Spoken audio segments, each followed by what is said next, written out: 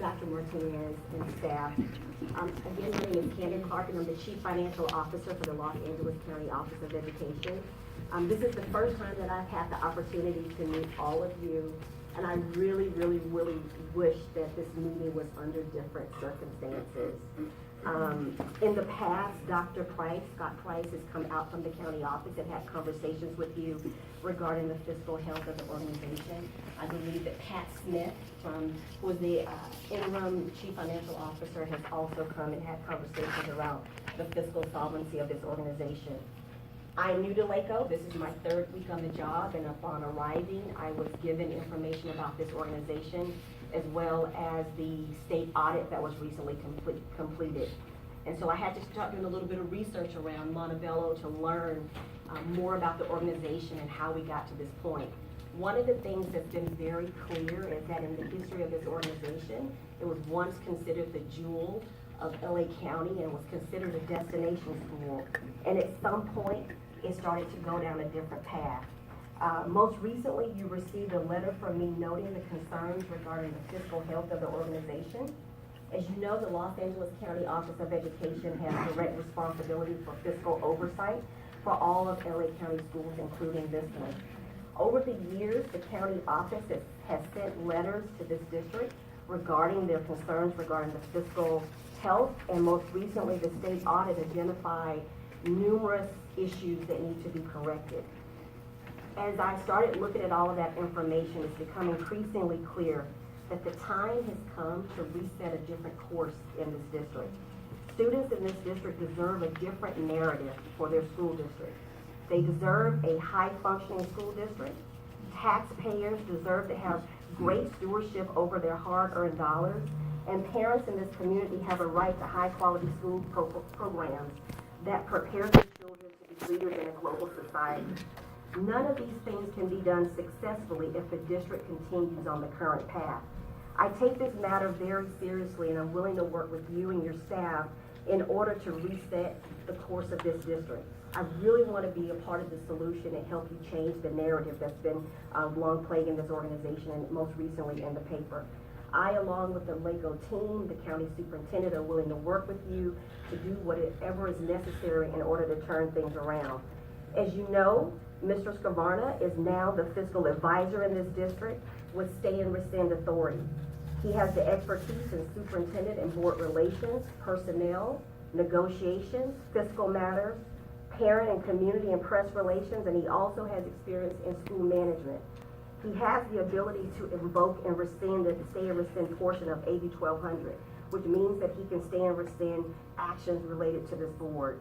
Within 15 days of Mr. Scavarna being assigned fiscal advisor, he will provide me, as well as the county superintendent, a complete assessment of the district's fiscal situation and submit an initial report to the county superintendent of schools. This report will include initial assessment and findings and a timetable of proposed activities. Other items that Mr. Scavarna will be involved in is taking a leadership role in assisting the district in developing a multi-year fiscal recovery plan in consultation with our office. He has the ability to influence expenditures and advise the superintendent and board on items that are related to purchase orders.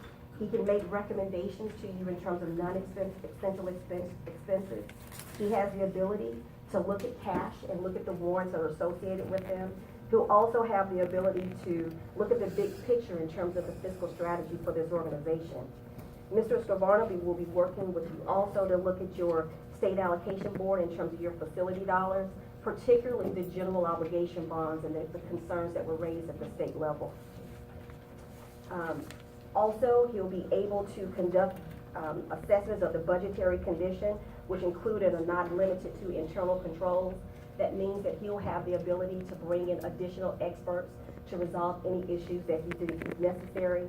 He'll be looking at the audit in conjunction with our department. He'll also have the ability to look at collective bargaining agreements and implement recommendations to the superintendent and to the board as appropriate.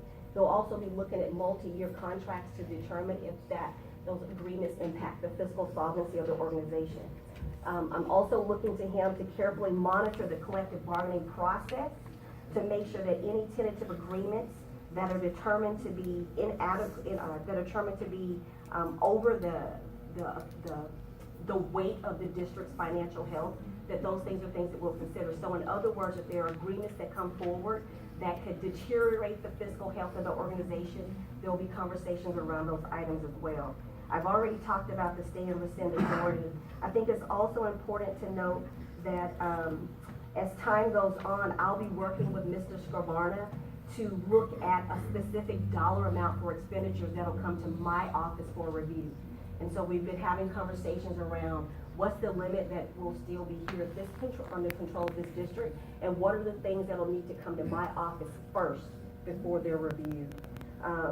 I really am excited about having Mr. Scrivarna here because I know he's worked with Dr. Martinez, he's worked with you as a board, and I think he has the ability to work with you as well as with us to turn it around. I think it's important to note that Mr. Scrivarna is an employee of the Los Angeles County Office of Education. So the information that he receives, he'll be sharing with us so that we can work in partnership with you to turn things around and move in a different direction in this district. I know that right now we have an interim superintendent, Dr. Martinez. My understanding is that there's also an interim CBO. From my perspective, those are two critical positions that need to be filled immediately. And so I'll be working with you as well as Mr. Scrivarna and the team to figure out the next steps in order to find permanent employees for those positions. I've already had a conversation regarding additional training and board support around board governance. There were conversations around the Personnel Commission, the roles and responsibilities of the Personnel Commission compared to the roles and responsibilities of the board. We're working to get some training here so that everyone can have a clear understanding of the roles and responsibilities that each entity has in place. I think it's safe to say, as I've laid all these things out, that it's a long process to change the culture, the climate, and the outcomes of a district. But I firmly believe that if we come together and we work together, we can chart a different course for this school district. I'm here with you to support you, and I'll do anything within my ability to make sure that the students in this district have access to a high-quality education. So I'll stop there. If there are any questions for me, please. Are there any questions from the board? I'd like to say something. Yes, Mr. Chacon. Okay, thank you. First of all, I want to welcome the county. I know if it was up to yourselves or other people, maybe we wouldn't want to meet in these circumstances, but based on my experience over the last couple of years, I feel that, well, the reality is you're here. There's a reason why you're here, and I'll only speak for myself. I'm looking forward to working with you in moving this district to where it was before. And I'm willing to do anything within my power as an individual board member to work with the county. And I'm quite honestly, I'm glad you guys are here because of past mistakes. You guys are here, and as leaders, we need to own up to it and move forward from that. That's very good. Thank you. Thank you. Mr. Cardinal. Thank you, Dr. Crabtree. Dr. Clark, thank you for being here. Yes. Definitely, I echo my colleague's sentiments. It's been a long time coming.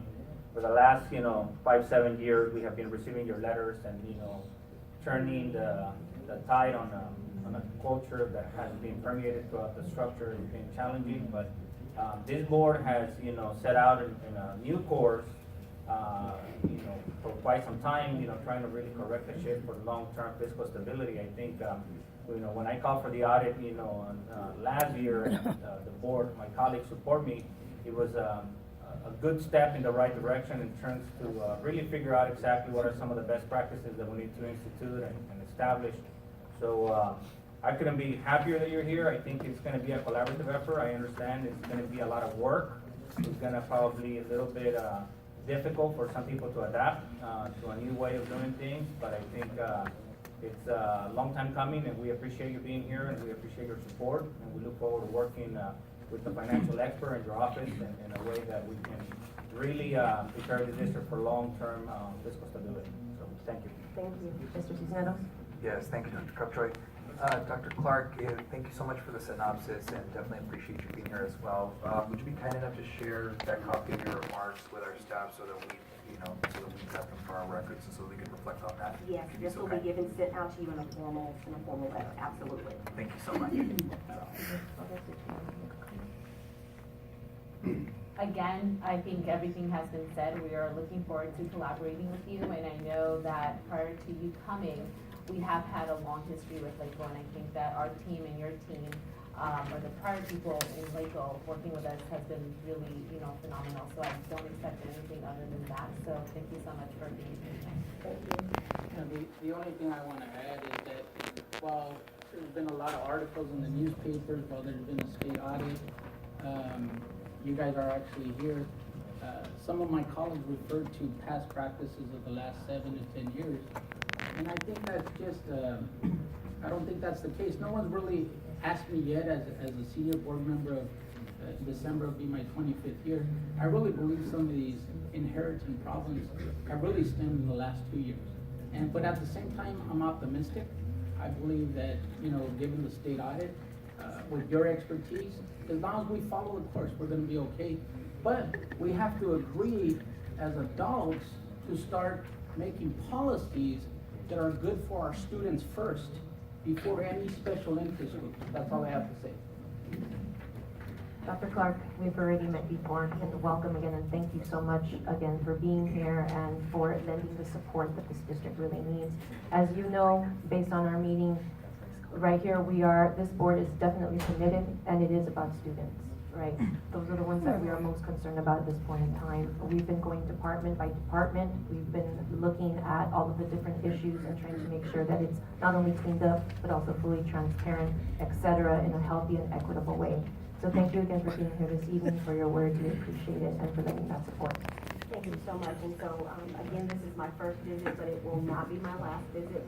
I'll be coming back, working with staff, and then giving you regular updates as well. Thank you. Thank you so much. Moving on to